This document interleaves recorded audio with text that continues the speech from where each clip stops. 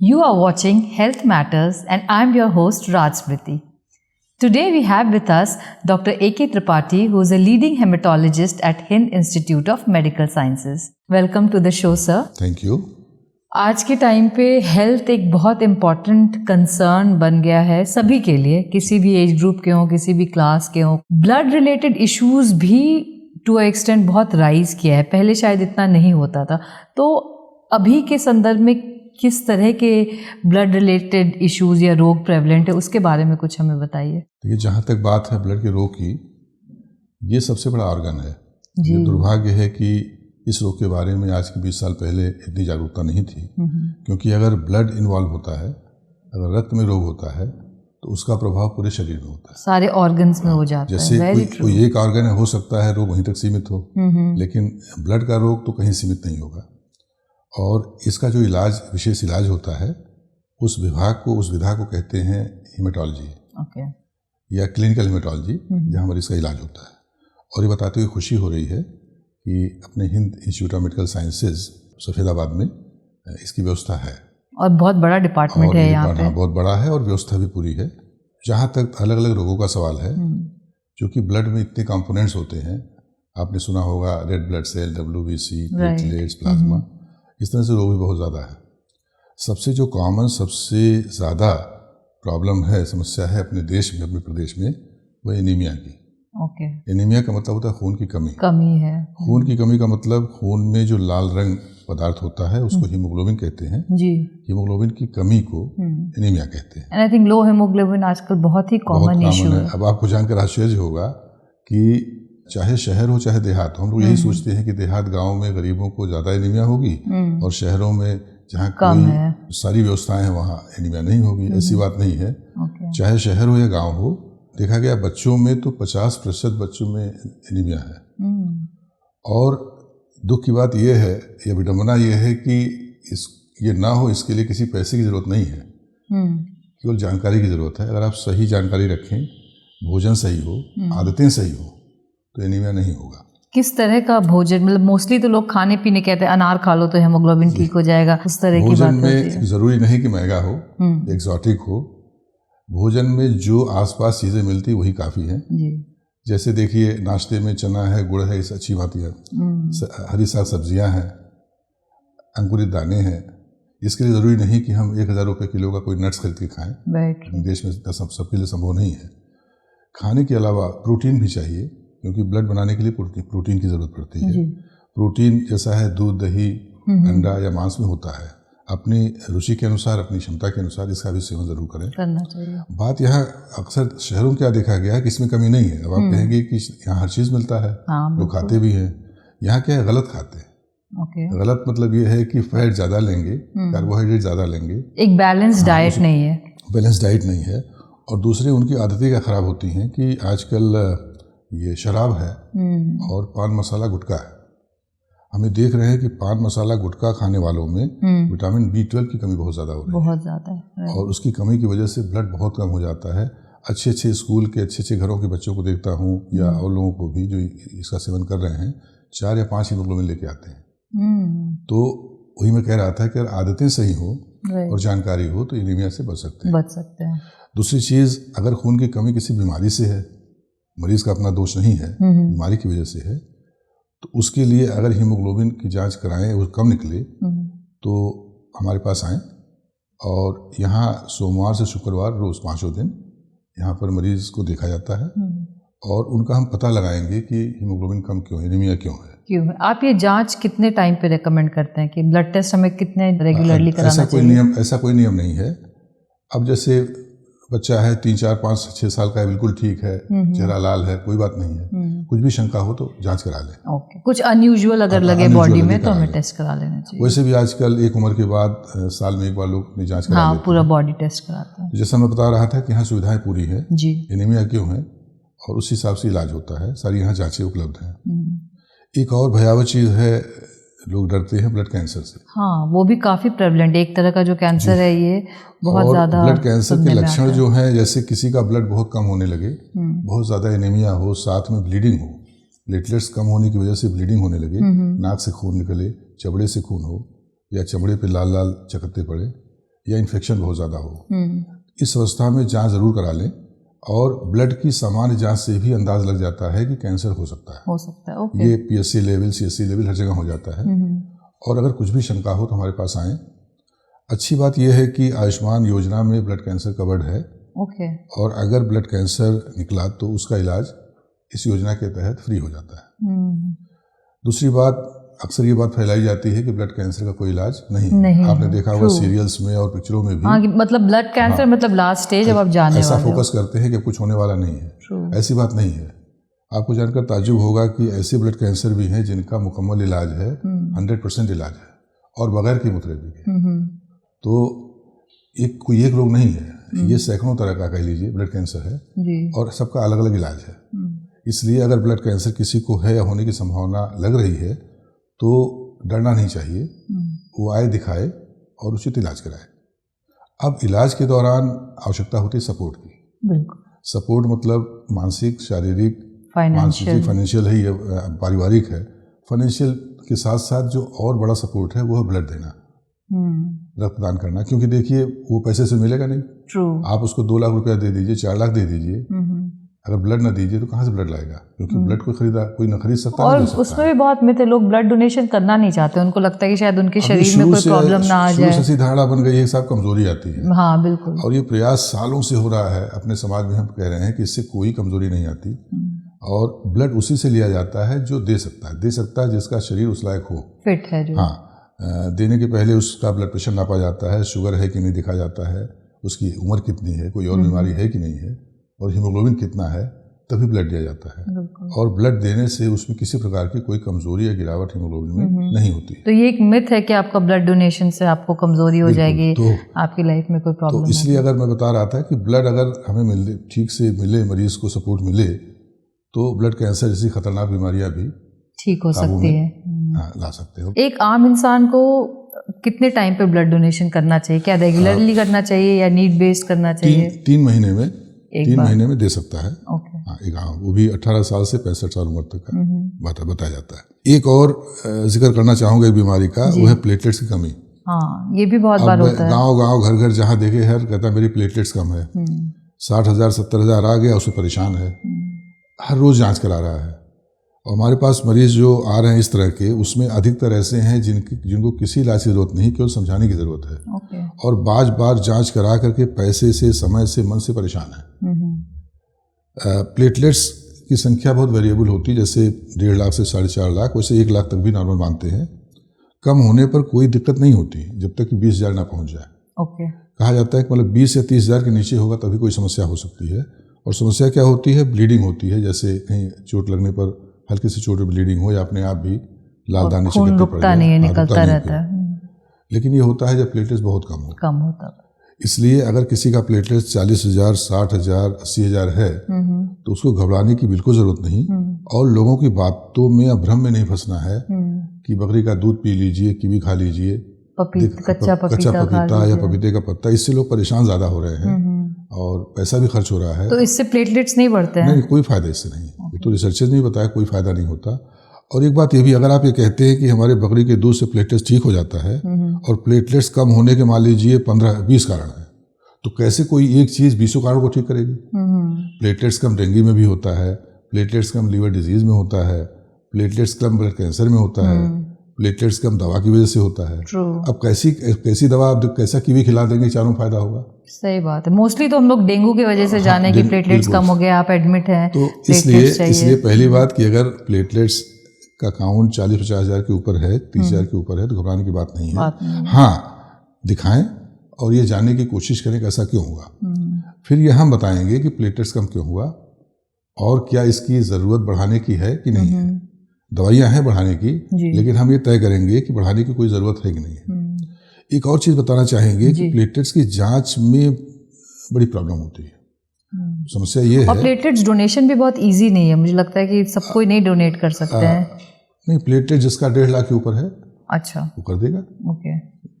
उसमें अभी इस बात पर आऊँगा, इसके पहले ये बता दूँ, मैं बता रहा था कि प्लेटलेट्स की जांच के बारे में। जी।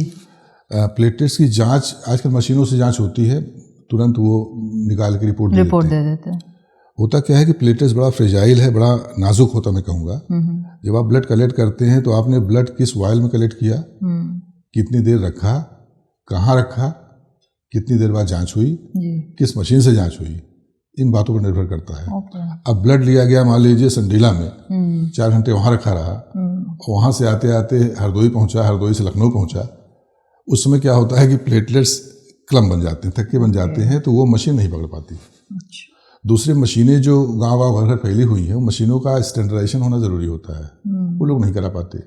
इसलिए जो रिपोर्ट आती है बहुत ही वेरिएबल आती है। आपने सुना भी होगा कहीं रिपोर्ट 1 लाख आ रही है, कहीं 40,000 आ रही है, कहीं 50,000 आ रही है। तो आपको एक ऑथेंटिक जगह से ही कराना चाहिए। और मैनुअल प्लेटलेट्स कहते हैं, कुछ स्लाइड बनाते हैं, उस पर काउंट करते हैं।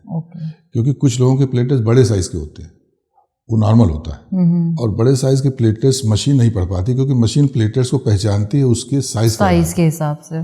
तो पहली बात ये समझे कि प्लेटलेट्स काउंट कितना सुरक्षित है, कितना असुरक्षित है। दूसरी बात ये समझे कि प्लेटलेट्स की जांच सही हुई है कि नहीं हुई है। अब आएंगे आपकी बात पर। आपने पूछा था कि प्लेटलेट्स क्या लोग देते नहीं, या देना क्या इजी है कि नहीं है। 2 तरह के प्लेटलेट्स होते हैं, एक कहते हैं रैंडम डोनर प्लेटलेट्स, एक कहते हैं single donor platelets. Random donor platelets में क्या करते हैं कि ब्लड बैंक में जब ब्लड कोई देता है तो सीधा ब्लड आजकल नहीं लगाया जाता, होल ब्लड। उस ब्लड में 3 चीज निकाली जाती है। आरबीसी लाल वाला निकाला जाता है एनीमिया मरीज के लिए, प्लाज्मा जो होता है वो निकाला जाता है प्लाज्मा के लिए, और प्लेटलेट्स निकाल लिया जाता है प्लेटलेट्स के लिए। अच्छा। तो वो जो कई मरीजों का प्लेटलेट्स इकट्ठा करके जो यूनिट बनती है उसको रैंडम डोनर बोलते हैं। जबकि सिंगल डोनर का मतलब होता है कि उसी ग्रुप के मरीज का अगर ए ग्रुप है, ए ग्रुप के ही डोनर से प्लेटलेट्स लिया जाएगा। प्लेटलेट्स जो लिया जाता है उसमें ब्लड नहीं लिया जाता, केवल ब्लड से प्लेटलेट्स छान लिया जाता है, उसी के ये छान लिया, एफेरेसिस कहते हैं, वो ले लिया जाता है। फायदा क्या है कि सिंगल डोनर प्लेटलेट चूंकि उसी ग्रुप के आदमी से ले रहे हैं और एक आदमी से कंसंट्रेटेड ले रहे हैं, तो इसमें 1 यूनिट चढ़ाने से करीब 30-40 हज़ार बढ़ जाता है। और इसमें रिएक्शन ना के बराबर, क्योंकि उसी ग्रुप का है। जबकि रैंडम डोनर में कई तरह के मरीजों का प्लेटलेट्स इकट्ठा हुआ है, तो उससे रिएक्शन होने के चांसेस रहते हैं। और रिएक्शन का मतलब क्या होता है कि एंटीबॉडीज आपके शरीर को उसको डिस्ट्रॉय कर देती है। अगर अपने ग्रुप का है तो दोस्ती हो जाती है, दूसरे ग्रुप से आया है तो उसको डिस्ट्रॉय करेगा। उस वजह से रैंडम डोनर आपको 6 लगाना पड़ता है, तब जाके आपका काउंट बढ़ेगा। हो सकता बढ़े भी ना। तो इस वजह से प्लेटलेट्स के बारे में सिंगल डोनर प्रेफर किया जाता है। और हम चाहेंगे कि इसके लिए फिर संदेश यही देना चाहेंगे, प्लेटलेट्स कम पर बिल्कुल ना घबराएं। उसके लिए आए हैं, इंस्टीट्यूट में आए, हम देखेंगे, समझेंगे, जांच करेंगे, और जब कहेंगे दवा की आवश्यकता है तभी देंगे। और क्या क्या हिंद में इससे रिलेटेड काम हो रहा है, या हमारे पास और क्या क्या चीज़ें हैं जो हम पेशेंट्स को यहाँ ऑफर करते हैं? और एक चीज़ थैलेसीमिया पर कुछ बात करना चाहेंगे। हाँ बिल्कुल, थैलेसीमिया एक जन्मजात या आनुवंशिक बीमारी है जी, जिसमें जो हीमोग्लोबिन बनता है वो खराब बनता है, वो कुछ टूट जाता है। बिल्कुल। टूटने की वजह से हीमोग्लोबिन कम रहता है बच्चे में। उसमें थैलेसीमिया माइनर बोलते हैं, ट्रेड बोलते हैं, जिसमें कोई खास कमी नहीं रहती। लेकिन जो बच्चे थैलेसीमिया मेजर के हैं, जिनमें कि दोनों जीन्स खराब होती हैं माँ बाप की तरफ से, डबल हो जाता है, तो उनमें उनकी कमी बचपन से ही रहती है। हमेशा उनको रेगुलर उनको हर महीने देना पड़ता है। उसकी व्यवस्था यहाँ पर है। हमारे यहाँ पीडियाट्रिक्स में डॉक्टर निवेदिता ने ज्वाइन किया है जी। वो पीडियाट्रिक हेमेटोलॉजी अच्छी तरह देख रही हैं, जो छोटे बच्चे हैं, और ब्लड बैंक भी हमारा काफ़ी अच्छा है। वो थैलेसीमिया मरीजों के लिए अच्छा ब्लड मुहैया कराता है। तो इसमें थैलेसीमिया के बच्चों का इलाज हमारे यहाँ अच्छी तरह से हो रहा है, वो भी आ सकते हैं। एक और बीमारी हीमोफीलिया की है। हीमोफीलिया भी एक जन्मजात रोग है, जिसमें ब्लड की क्लॉटिंग होने की क्षमता में कमी हो जाती है। मतलब बॉडी पार्ट्स में क्लॉट हो जाता है, नहीं बन पाता। जैसे मान लीजिए चोट लगा, या कहीं आपने मारा है, चोट लगा, तो वहाँ पर आमतौर से मान लीजिए ब्लड नहीं निकलेगा। अगर कटा है तो ब्लड जम जाता है। इसमें क्या है, अगर ब्लड निकल रहा है तो निकलता ही रहता है, क्योंकि क्लॉटिंग नहीं हो पाती। और क्लॉटिंग होती है प्रोटीन से। वो विशेष प्रोटीन का नाम है फैक्टर 8 और फैक्टर 9, जिसकी कमी है आपके बॉडी में, जिसकी कमी होती है। ऐसे मरीजों का इलाज ही फैक्टर देना होता है। तो फैक्टर हालांकि महंगा है, उसकी व्यवस्था सरकार की तरफ से है, अभी सरकारी अस्पतालों में ही मेडिकल कॉलेजों ने दिया है। लेकिन जो हिंद में हम सुविधा दे सकते हैं फिलहाल, उनकी डायग्नोसिस का, कि अगर किसी बच्चे में थोड़ा सा कट जाने पर या बगैर चोट के भी खून के थक्के जमते हों, मसूड़े से खून निकल रहा बंद ना हो रहा हो, नाक से बार बार खून आ रहा हो, तो उनको लाएं, उसकी हम जांच करेंगे और हीमोफीलिया की अगर पुष्टि हो गई डायग्नोसिस की तो उसको रेफ़र करेंगे और सही जगह भेजेंगे जिससे कि फैक्टर मिल सके, क्योंकि ये दवा है बड़ी महंगी है। करीब अगर एक बार ब्लीडिंग होती है तो करीब उसमें 50, 60, 70 हज़ार रुपये की दवा दी जाती है और ये सरकार की तरफ से उपलब्ध है, तो हम अच्छी तरह से डायग्नोस करके उनको रेफर कर सकते हैं। तो हेमेटोलॉजी एक बहुत ही बड़ा डिपार्टमेंट है, जैसे कि आपने शुरू में बताया कि सबसे इम्पॉर्टेंट है, बिकॉज ब्लड आपके हर ऑर्गन में अच्छे से अगर नहीं जा रहा है, हार्ट अगर सही से नहीं पंप कर रहा है, तो आपकी पूरी बॉडी की फंक्शनैलिटी दोनों तरफ से है जी। ब्लड की खराबी से सारे ऑर्गन इन्वॉल्व होते हैं, बिल्कुल, और किसी भी ऑर्गन इन्वॉल्व होने से ब्लड भी खराब होता है। देखिए, अगर ब्लड कम है तो हार्ट डिजीज ज्यादा, हार्ट में तकलीफ ज्यादा होगी, हार्ट अटैक हो सकता है। किडनी खराब है तो ब्लड कम हो जाता है, बिल्कुल। लीवर परेशान है तो ब्लड कम होता है और ब्लड कम होने से लीवर परेशान होता है, तो इस तरह से आपस में सारे इंटर रिलेटेड है, इंटर। तो हमारी पूरी बॉडी को सही रखने के लिए, स्वस्थ रखने के लिए, और ब्लड हमारा अच्छी क्वालिटी का रहे और हर ऑर्गन्स को सही तरीके से मिलता रहे, तो हमें रोज के बेसिस पे क्या करना चाहिए? सबसे पहले भोजन ठीक ठाक हो, संतुलित हो, जिससे कि ब्लड बनने के लिए, हीमोग्लोबिन बनने के लिए हमें प्रोटीन की आवश्यकता है, विटामिन की आवश्यकता है और आयरन की आवश्यकता है, ये होता रहे। एक दूसरा, हम ऐसी कोई चीज़ों के शिकार ना हो जिनकी वजह से ब्लड कम होता है, जैसे स्मोकिंग है, ड्रिंकिंग है, अल्कोहल है, और पान मसाला है, तंबाकू है, सुपारी, ये सब चीज़ों की। तीसरा, अगर कोई और रोग हो, जैसे पाइल्स है, बवासीर है, उसमें ब्लड निकलता है, उससे बहुत खून की कमी हो जाती है, उसका है। चौथा है, बच्चों में विशेषकर कीड़े की दवा 2-4 महीने में एक बार दे दिया करें, पेट के जो कीड़े होते हैं उनसे भी खून की कमी। आई थिंक डीवॉर्मिंग लोग नहीं करते हैं, बहुत बार उनको पता नहीं होता है। हालांकि सरकार की तरफ से व्यवस्था होती है, लेकिन लोग इसको नजरअंदाज कर देते हैं। हाँ, नहीं, स्कूल्स वगैरह में तो मिलते हैं, कैप्सूल्स दिए जाते हैं, तो ये भी लेना जरूरी है। उसके बाद जो सबसे बड़ी चीज है कि भ्रम में ना पड़े जी।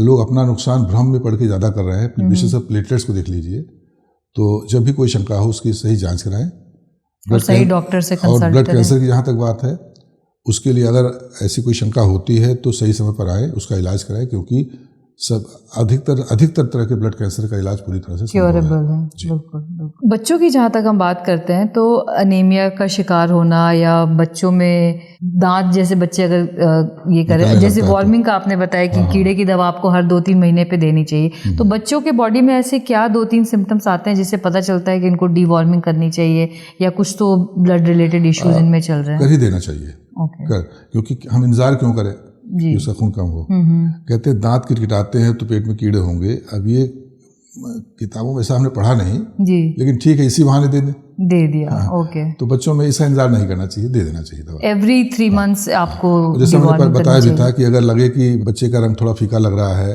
सुस्त है और स्कूल का परफॉर्मेंस ठीक नहीं हो रहा है, तो ये ना करें कि बच्चा बहाना मार रहा है, उसको पिटाई करें, डांटे, स्कूल में बेचारा परेशान हो। बिल्कुल। तो जांच जरूर करा लें कि कहीं हो सकता है कि कहीं हीमोग्लोबिन की कमी की वजह से बच्चा शारीरिक और मानसिक रूप से अच्छा परफॉर्म नहीं कर पा। तो हीमोग्लोबिन तो हम अपने खाने पीने से सही रख सकते हैं। हाँ। क्या क्या एसेंशियल फूड्स होते हैं जो हमें कम से कम डेली कंज्यूम करना चाहिए? अब इसमें प्रोटीन है पहला जी। प्रोटीन में दूध, दही, दाल, अंडा, मांस, ये हो गया, तो प्रोटीन हो गई। दूसरा, विटामिन में हरी साग सब्जियां और फल। फल में ज़रूरी नहीं कि हम महंगे फल ही खाएं। आजकल अमरूद खाएं, कल को सीजनल जो फल है, क्योंकि सीजनल में उम्मीद ये रहती है कि ज़रा दवाइयाँ कम पड़ी होंगी, ठीक, जो छिड़कने के लोग पैदा करते हैं।